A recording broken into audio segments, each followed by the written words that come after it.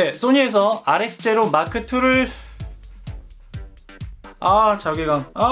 저는 신제품 발표를 못 갔기 때문에 저도 가고 싶어요. 자, 썸네일.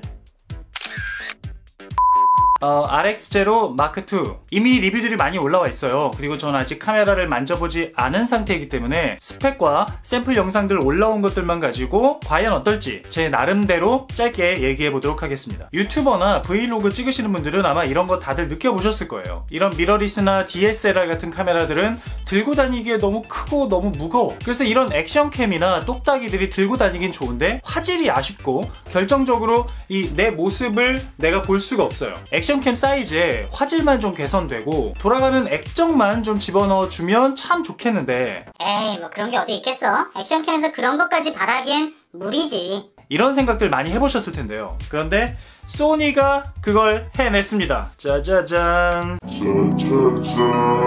이 RX0 마크2 이 작은 카메라에 이 플립 스크린을 넣어줬어요. 와우.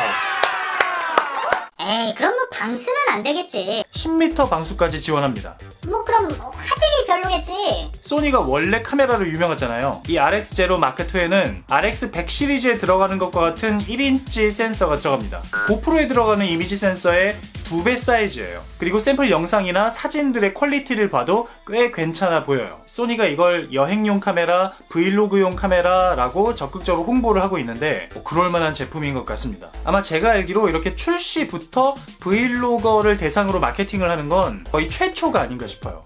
인상적인 스펙 몇 가지만 좀 간략하게 살펴보면 4K 지원 되긴 하는데 뭐 4K가 욕같이 들리진 않았죠. 네, 4K가 되면 좋지만 사실 개인적으로는 아직까지 4K가 그렇게 유용하게 느껴지진 않아요. 그리고 렌즈는 F값이 4고 초점거리 24mm, 조리개 값이 4면 좀 어두운 렌즈긴 하지만 사실 제가 쓰고 있는 이 미러리스 렌즈도 F값이 4거든요. 불편함을 크게 느끼진 못하고 있어요. 그리고 초점거리 24mm면 화각이 대략 이 정도 되는 겁니다. 들고 찍으면 대략 이 정도 화각이 나오는 거죠.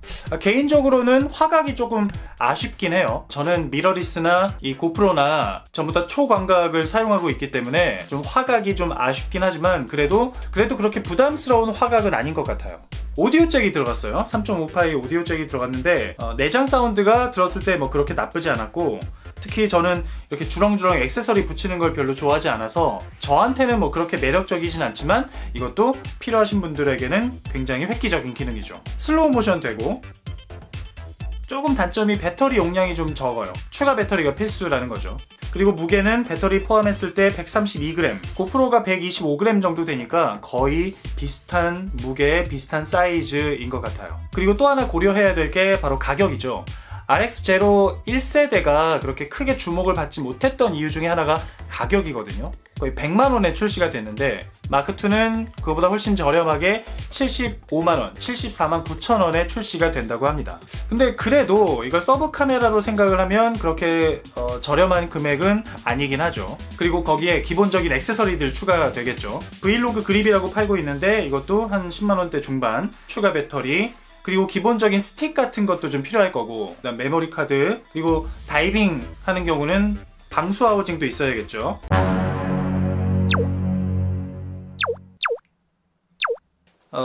일단 방수 하우징은 생각 안 하도록 합시다. 어쨌든 대략 초기 구매 가격으로 한 100만원 정도는 넉넉히 잡아야 그래도 이런 큰 불편 없이 사용할 수 있을 것 같아요. 자, 그러면 첫 번째 질문, 과연 얘는 고프로를 대체할 수 있을 것인가? 저는 아니라고 봅니다. 분명히 고프로의 아쉬운 부분들을 굉장히 많이 충족시켜주고 있어서 굉장히 솔깃하긴 한데 이 고프로만이 가지고 있는 액션캠만의 매력, 이 액션캠만의 그 초광각에서 나오는 다이나믹하고 그 드라마틱한 그 매력을 대체하기는 좀 힘들 것 같아요. 자, 살 것인가 말 것인가? 내가 만약에 카메라가 아무것도 없고 그냥 스마트폰만 들고 다니면서 찍고 있었다. 그냥 여행 다니면서 셀카 찍고 풍경 찍고 뭐 이런 분들에게는 굉장히 추천할 만한 제품인 것 같아요. 솔직히 제가 아직 만져보진 못했지만 부러워서 추천을 하기 싫을 정도로, 나 안 쓰는데 딴 사람들이 쓰면 배 아프잖아. 추천을 하기 싫을 정도로 굉장히 괜찮은 제품인 것 같습니다. 사고 싶다. 기존의 미러리스 이상 DSLR이나 미러리스를 메인 카메라로 사용하고 계시던 분들에게는 좀 어떨지 모르겠어요. 뭐 경제적으로 여유가 있으신 분들이야 또 하나 사서 장만하면 뭐 되겠지만, 미러리스나 DSLR을 대체하기에는 분명히 이 화질이나 기능 면에서 좀 만족하지 못할 것 같은 생각이 들고요. 그렇다고 이걸 서브 카메라로 사용하기에는 사이즈만 작다 뿐이지 기능이 많이 중복되고 또 가격적인 면에서 좀 부담이 되는 게 사실인 것 같아요. 그리고 마찬가지로 고프로, 기존의 고프로 유저들에게도 애매한 포인트가 있어요. 둘 다 있으면 좋겠지만 아무래도 기능이 많이 중복되고 좀 사치가 아닌가 하는 생각이 듭니다. 그래서 제 생각엔 액션캠 사용 용도에 따라서 기존의 여러가지 마운트들을 가지고 액티비티 위주로 사용을 하던 분들은 그냥 고프로가 훨씬 더 유용할 것 같고요. 그게 아니라 그냥 고프로로 그냥 일상만 이렇게 그냥 쭉 찍던 분들이라면 RX0로 갈아타는 게 훨씬 더 좋은 선택이 아닐까 싶어요. 저는 둘 다 갖고 싶어요. 정리하면 이 소니 RX0 마크2는 액션캠이라기보다는 소니 RX 시리즈 하이엔드 카메라들의 약간 축소 버전이란 생각이 들고요. 여행용, 일상용 카메라를 찾으시는 분들 중에 기존의 카메라 경험이 없으신 분들에게는 굉장히 좋은 선택이 될 수 있을 것 같지만, 기존의 고프로라든가 이 미러리스라든가 기존의 미러리스, DSLR 이런 것들을 사용하시는 분들에게는 약간의 아쉬움이 있을 수 있다. 그 오즈모 포켓 나왔을 때도 그렇고 인스타 360 1X 나왔을 때도 그렇고 그 뽐뿌는 그래도 제가 잘 이겨냈는데 얘는 상당히 크네요. 이 뽐뿌가 상당히 커요. 현재로서는 이제 구매할 가능성은 아직까지는 낮고요. 기존에 갖고 있던 걸 처분하고 갈아타야 되는데 그럴만한지는 잘 모르겠어요. 네, 어디까지나 제가 아직 실물을 만져보지 않은 상태에서의 리뷰이기 때문에 그 점을 좀 감안해 주시고요. 더 자세한 리뷰는 출시가 되면 제가 대여를 해서라도 한번 사용을 해보고 또 자세한 후기 리뷰 남기도록 하겠습니다.